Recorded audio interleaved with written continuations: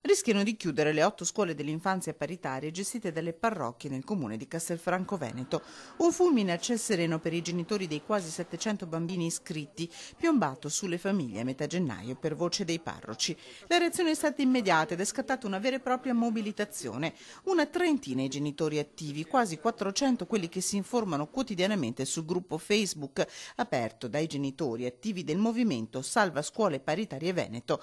Del resto, una cosa è chiara: o cambia qualcosa o 700 bambini resteranno senza asilo. Non c'è certezza per il futuro di queste scuole paritarie.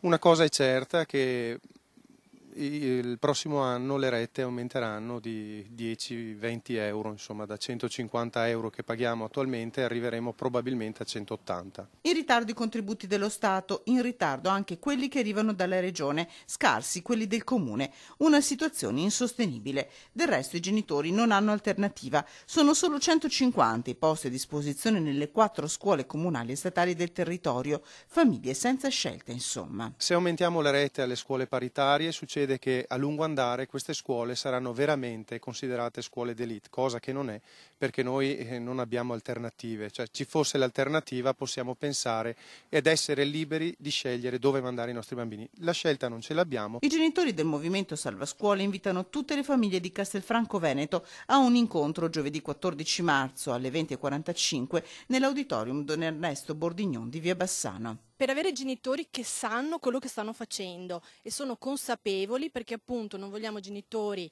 che ci seguono come una massa inconsapevole e non informata, ma genitori coscienti di quella che è la situazione, di quello che si potrebbe fare e di quello che, auspichiamo sicuramente di no, potrebbe succedere. Al termine della serata prenderà il via una raccolta firme che si allargherà a tutte le parrocchie della città con l'obiettivo di chiedere un incontro all'amministrazione comunale.